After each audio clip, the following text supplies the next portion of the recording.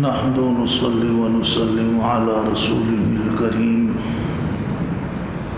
أما بعد فأعوذ بالله من الشيطان الرجيم بسم الله الرحمن الرحيم رب اشرح لي صدري ويسر لي أمري واحلل عقدة من لساني يفقهوا قولي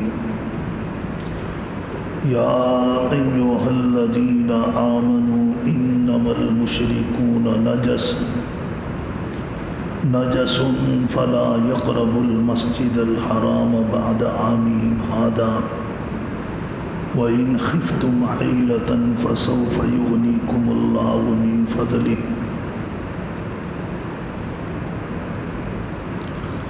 من فضله إن شاء ان اللہ علیم حکیم۔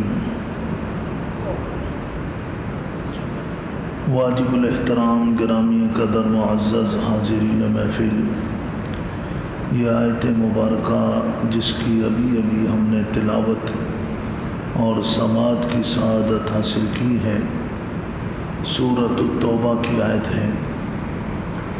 سورۃ التوبہ کا درس، ترجمہ، تفسیر کا سلسلہ بالترتیب جاری ہے۔ آج کا درس آیت نمبر 28 سے ہو رہا ہے۔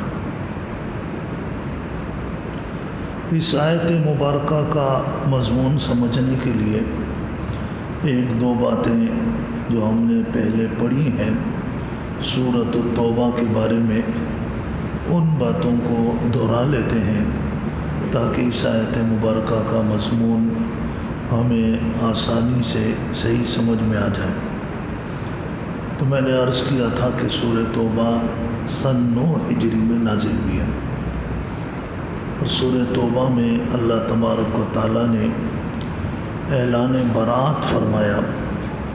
مشرکین عرب سے اعلان برات کیا گیا، اور اس کے لیے بھی بڑا مشفقانہ طریقہ اختیار کیا گیا۔ تو آپ حضرات کو علم میں ہے کہ مکہ سن 8 ہجری میں فتح ہوا۔ سن 8 ہجری میں مکہ رمضان المبارک کے مہینے میں فتح ہوا۔ اس سال کوئی حکم مشرکوں کے بارے میں نیا نازل نہیں ہوا۔ مشرکین نے سن 8 ہجری میں اپنے طور طریقے کے مطابق حج بھی کیے، عمرے بھی کیے۔ پھر پورا 1 سال گزر گیا۔ اب دیکھیں کتنی مہلت ملی اسلام کو سمجھنے کی، پرکھنے کی، اتنی زیادہ طویل مہلت اللہ نے عطا فرمائی۔ پھر سن 9 ہجری میں بھی ان کو عمرے سے اور حج سے ان کے اپنے مشرکانہ طریقے کے مطابق کرنے سے منع نہیں کیا گیا، اور وہ کرتے رہے۔ لیکن سن 9 ہجری میں حج کے موقع پر مینا میں اور عرفات میں اور دیگر جہاں زیادہ گیدرنگ تھی، زیادہ اجتماع تھا، ان مقامات پر اعلان کرائے گئے کہ آئندہ سال، یعنی سن 10 ہجری میں آئندہ سال کوئی مشرکانہ طریقے سے نہ حج کرے گا نہ عمرہ کرے گا۔ اور اب دیکھیں سن 8 ہجری میں مکہ فتح ہوا، کوئی رکاوٹ نہیں، 1 سال ملا۔ پھر سن 9 ہجری میں بھی روکا نہیں گیا، سن 9 ہجری میں اعلان کیا گیا۔ وہ اعلان کس بنیاد پر تھا؟ اس کی بنیاد قرآن پاک کی آیت مبارکہ تھی، جس میں اللہ نے ارشاد فرمایا، یا ایھا الذین آمنو، اے ایمان والو، بے شک مشرک نجس ہے، ناپاک ہے۔ فلا یقرب المسجد الحرام بعد عامہم ھذا، پس نہیں قریب آئیں گے مسجد حرام کے اس سال کے بعد، یعنی سن 9 ہجری کے بعد۔ اس سال ان کو اجازت تھی، اس لیے حضرت علی رضی اللہ تعالیٰ عنہ جو حضرت ابوبکر صدیق رضی اللہ تعالیٰ عنہ کے ساتھ تھے، سن 9 ہجری میں عرفات میں مینا میں انہوں نے یہ اعلان کیا کہ آئندہ سال اب کوئی مشرکانہ طریقے سے نہ حج کرے گا، نہ عمرہ کرے گا، نہ بیت اللہ کا طواف کرے گا۔ اب یہ آیت ہے قرآن پاک کی۔ صحابہ کرام نے اس پر عمل کیا، حضرت علی نے اعلان کیا حضرت ابوبکر رضی اللہ تعالیٰ عنہ کے ساتھ۔ ہم تو یہ سمجھتے ہیں کہ قرآن پاک اللہ کی ایسی کتاب ہے کہ بس اس کو نماز کے اندر پڑھنا، اور کوئی مر جائے تو اس کو بخشوانے کے لیے، اصالہ ثواب کے لیے پڑھنا، نیا گھر بنا لے، نئی دکان بنا لے تو وہاں برکت کے لیے پڑھنا۔ پڑھیں، نماز کے اندر بھی قرآن پڑھیں گے۔ نماز، قرآن کے بغیر نماز نہیں ہوگی۔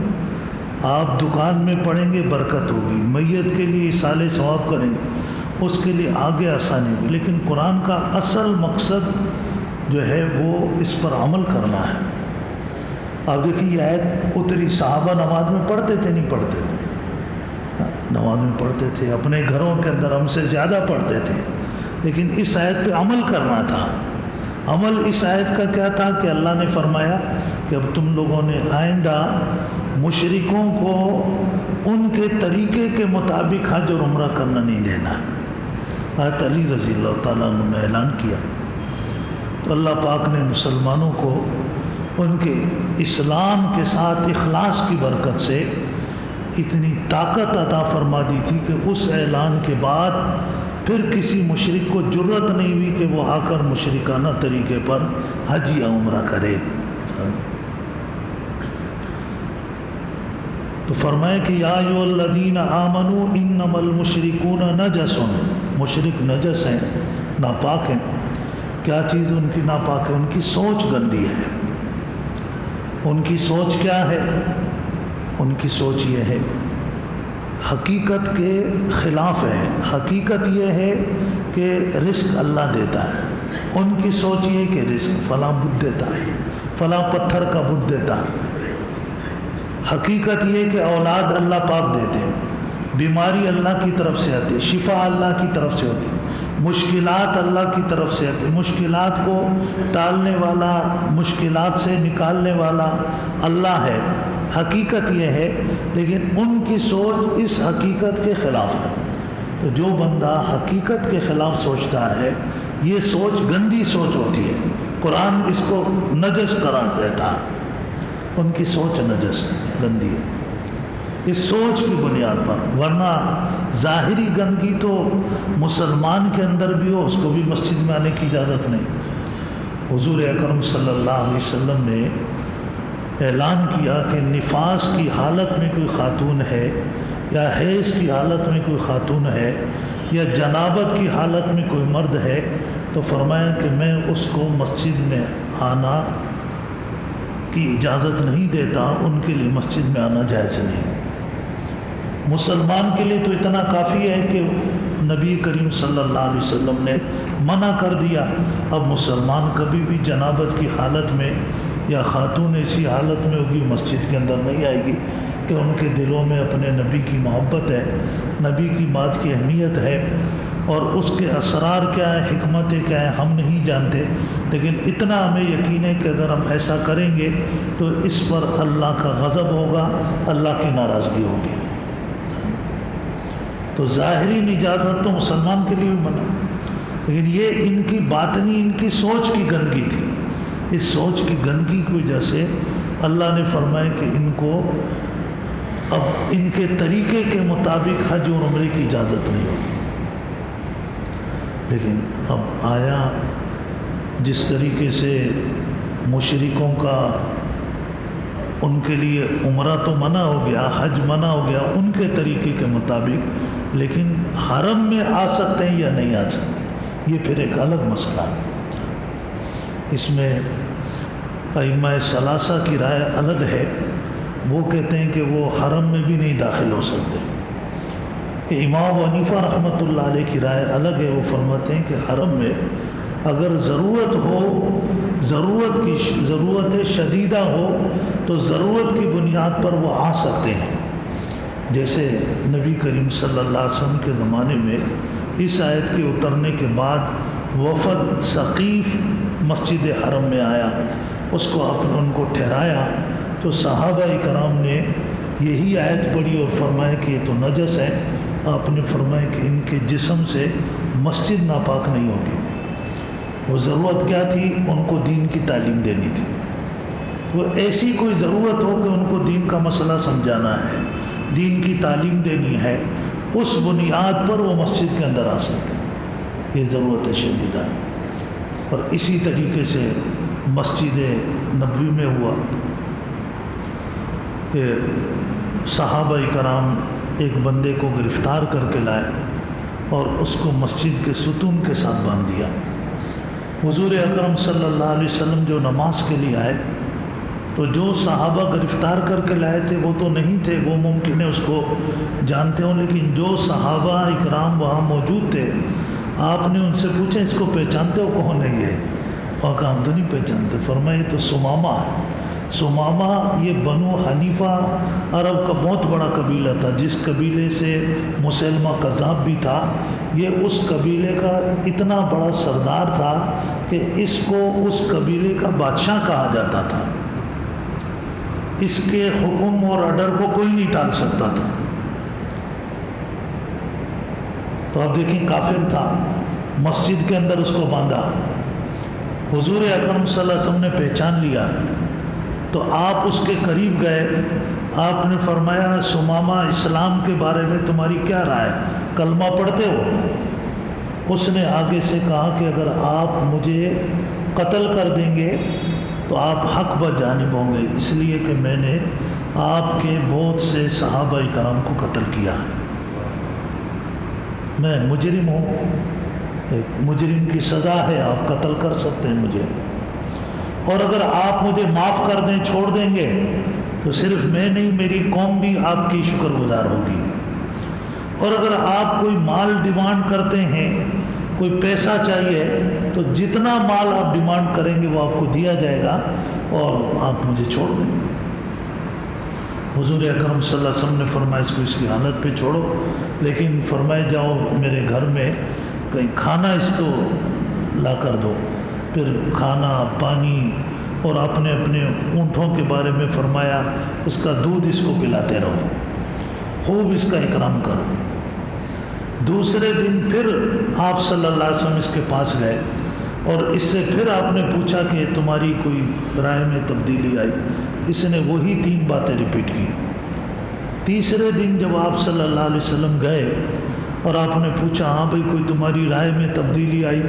اس نے وہی 3 باتیں ریپیٹ کی، تو آپ نے صحابہ کرام سے فرمایا کہ اس کو چھوڑ دو، ہاتھ کھولے جاؤ اپنے گھر چلے جاؤ۔ یہ مسجد سے نکلا، اس کا جو بیگ تھا، کپڑے تھے، وہ اس نے اٹھائے، مسجد کے ساتھ اس کی اونٹنی تھی یا اونٹ تھا، وہ بھی صحابہ کرام نے باندھا تھا، اپنا اونٹ کھولا، اس کے اوپر سوار ہوا، اپنا سامان رکھا، نکل گیا۔ مسجد سے کافی دور ایک نخلستان تھا، وہاں پانی کا ایک چشمہ تھا، وہاں گیا، وہاں جا کر اس نے اپنی اونٹنی باندھی اور خود اترا اور کپڑے صاف نکالے، چینج کیے، نہایا دھویا، پھر واپس مسجد میں آیا، اور مسجد میں آ کر بآواز بلند اس نے کہا اشہد اللہ الہ الا اللہ و اشہد ان محمدا عبدہ ورسولہ،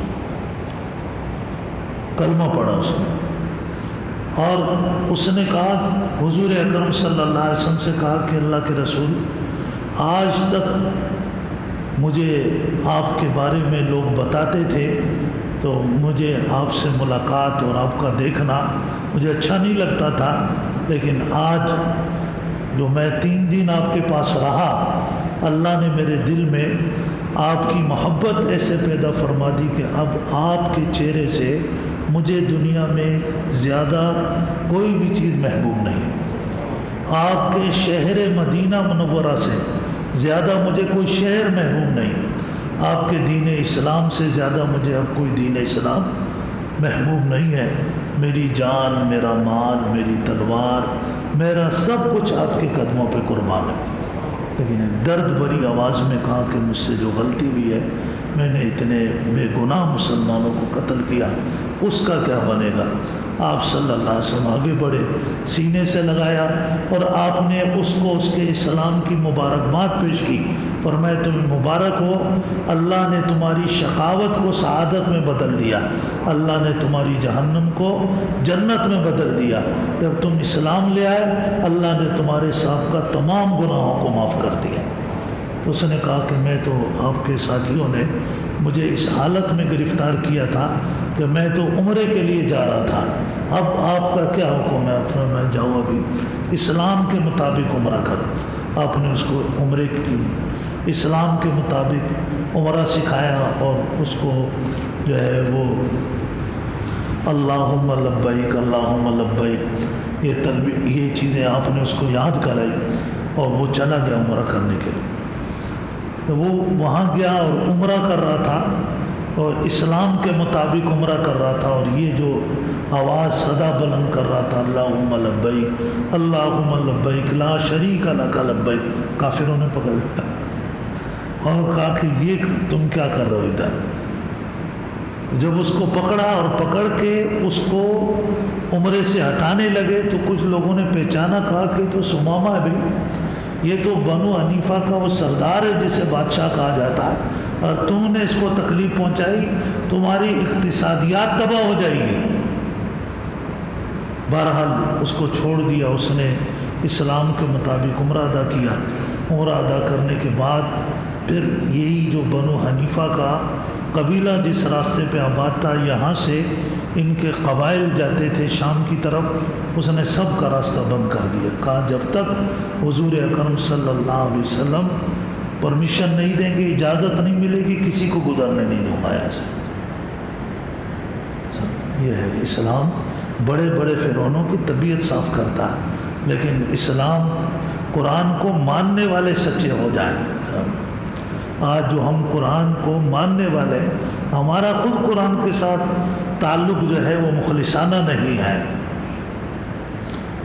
مشرکین مکہ نے نبی کریم صلی اللہ علیہ وسلم سے پرمیشن لی کہ آپ سمامہ کو سمجھائیں کہ ہمارا راستہ کھول دے، پھر آپ نے حضرت سمامہ کو کہا، انہوں نے پھر قبائل کو وہاں سے گزرنے دیا۔ پھر یہی حضرت سمامہ تھے کہ جنہوں نے پھر مسلمہ کذاب کا جب فتنہ اٹھا تو مسلمہ کے مقابلے میں جہاد کیا، اس کے اندر پھر یہ شہید ہوئے۔ تو میں عرض بتانا یہ چاہ رہا تھا کہ یہ کافر تھے، اس آیت کے اترنے کے باوجود بھی مقصد یہ کہ وہ مسجد میں آنا کسی ضرورت کے تحت جو ہے اس کی اجازت تھی، آتے تھے اور ان کو اسلام کی تعلیم دی جاتی تھی۔ تو بہرحال اب یہ حکم جب آیا کہ جس میں اللہ نے فرمایا یہ خاص طور پر حرم کے بارے میں کہ فلا یقرب المسجد الحرام بعد عامہم ھذا، تو اس حکم پر عمل کرنے کے لیے ایک دل میں گرانی پیدا ہوئی، کیونکہ مکہ کے اندر جو لوگ رہتے تھے ان کا گزر بسر ہی اسی حج اور عمرے کی آمدنی کے اوپر تھا۔ وہاں کوئی انڈسٹری تو نہیں تھی، کوئی کھیتی باڑی نہیں تھی، ان کی تو تجارت تھی کہ لوگ حج عمرے کے لیے آتے تھے، تجارت ہوتی تھی اور اس سے ان کا جو ہے دال پانی اور گھر کا گزر سفر ہوتا۔ تو ان کے دلوں میں یہ خیال آیا کہ جب کافروں کو منع کر دیا گیا وہ نہیں آئیں گے تو لوگوں کی آمد کم ہوگی، بزنس خود بخود کم ہو جائے گا، تو اس کا ہمارا تو معاشی بہت بڑا بحران پیدا ہوگا، نقصان آئے گا۔ تو اللہ نے فرمایا وَإِنْ خِفْتُمْ عَيْلَةً، اگر تمہیں مفلسی کا ڈر ہے، اپنے معاشی بحران کا خوف ہے تو ڈرو مت، فَسَوْفَ يُغْنِيكُمُ اللَّهُ مِنْ فَضْلِهِ، یہاں سے بند ہوگا، اللہ اپنے فضل سے تمہیں غنی کر دے گا۔ وَلِلَّهِ خَزَائِنُ السَّمَاوَاتِ وَالْأَرْضِ، کوئی بات نہیں، اللہ کا کوئی بھی حکم ہے اس حکم پر عمل کرنے کے لیے تھوڑی بہت آزمائش آتی ہے، اور یہ اللہ نے قرآن میں فرمایا اَحَسِبَ النَّاسُ أَن يُتْرَكُوا أَن يَقُولُوا آمَنَّا وَهُمْ لَا يُفْتَنُونَ، فرمایا جو لوگ کیا سمجھتے ہیں کہ ہم نے کلمہ پڑھ لیا اب ہمیں اللہ کی طرف سے آزمایا نہیں جائے گا؟ آزمائش آئے گی، آزمائش آئے گی۔ یہاں بھی آزمائش آئی، حکم آیا اور سب کو نظر آ رہا تھا کہ جب لوگ کم ہوں گے بزنس خود بخود کم ہو جائے گا، مالی مشکلات پیدا ہوگی، سب کو سمجھ میں آ رہا تھا۔ لیکن اللہ نے فرمایا کہ گھبراؤ مت، وَإِنْ خِفْتُمْ، اگر تم ڈر رہے ہو، عَيْلَةً مفلسی کا خوف ہے تمہیں، فَسَوْفَ يُغْنِيكُمُ اللَّهُ مِنْ فَضْلِهِ إِنْ شَاءَ، اللہ نے چاہا تو اللہ اپنے فضل سے تمہیں غنی کر دے گا، تم حوصلہ رکھو۔ ایسا ہی ہوا، چند ہی سالوں میں ایران روم کی فتوحات ہوئی، وہاں کے بادشاہ، شہزادے، شہزادیاں، ان کے زیورات، ان کا لباس، ان کا قیمتی ساز و سامان اونٹوں پر گھوڑوں پر لاد کر مدینہ منورہ لایا گیا، اور وہ اتنے غنی ہو گئے، اتنے مالدار ہو گئے کہ کوئی پھر صدقہ قبول کرنے والا نہیں تھا۔ صدقہ دینے والا تو ہر بندہ تھا، لیکن صدقہ قبول کرنے والا کوئی نہیں تھا۔ تو یہ اللہ تبارک و تعالیٰ کی سنت مبارکہ ہے، انسان کو کبھی بھی اللہ کے کسی بھی حکم پر عمل کرتے ہوئے جب شیطان کسی بھی طرح کا خوف دلائے تو اس خوف کو فوراً اپنے دل سے نکالے، سمجھے کہ اللہ تبارک و تعالیٰ بہت بڑا غنی ہے، ہر چیز اللہ کے پاس ہے۔ اگر وہ یہ خوف دلائے کہ آپ رشتہ داروں کی نظروں میں گر جاؤ گے، دوستوں کی نظروں میں گر جاؤ گے، تو کوئی بات نہیں، دل اللہ کے ہاتھ میں، عزت دینے والا اللہ ہے۔ تو عز من تشاء و تذل من تشاء، جس کو چاہے بلند کر دے اور جس کو چاہے پیوست زمین کر دے، سب کچھ اللہ کے پاس ہے۔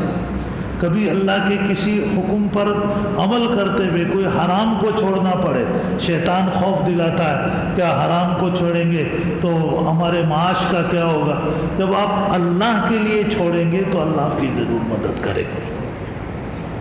غلط بات ہے، اگر ایک بندہ حرام اس لیے چھوڑتا ہے پولیس کے ڈر سے کہ چوری نہیں کر رہا، پولیس والے پکڑ لیں گے، اس کے ساتھ تو اللہ کی مدد نہیں ہوگی۔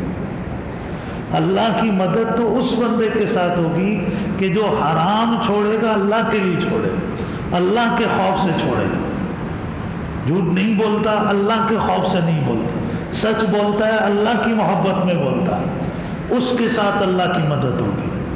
تو پھر آپ دیکھیے اللہ پاک اس کو چار چاند لگا دیتے۔ اللہ کا وعدہ ہے فَسَوْفَ يُغْنِيكُمُ اللَّهُ مِنْ فَضْلِهِ إِنْ شَاءَ، اللہ نے فرمایا کہ ان قریب اللہ اپنے فضل سے تمہیں مالدار بنا دے گا، غریب تمہاری غربت کو ختم کر دے گا۔ آج تم فقیر ہو اور قربانی دے رہے ہو دین کے لیے، تو یہ تمہاری قربانی ضائع نہیں جائے گی، اس کا اللہ تمہیں ضرور بدلہ عطا فرمائے گا۔ ان اللہ علیم حکیم، سے کہ اللہ پاک ہر چیز کا علم رکھتے ہیں، اللہ کو پتہ ہے کون اللہ کے لیے کر رہا ہے، پھر اللہ کے فیصلے اللہ کی دائمی اور ازلی حکمت پر مبنی ہے، اور اس حکمت کے تحت اللہ کے فیصلے ہوتے ہیں۔ اللہ میں سمجھنے کے عمل کی توفیق دے۔ آگے پھر نیا مضمون شروع ہوگا، بات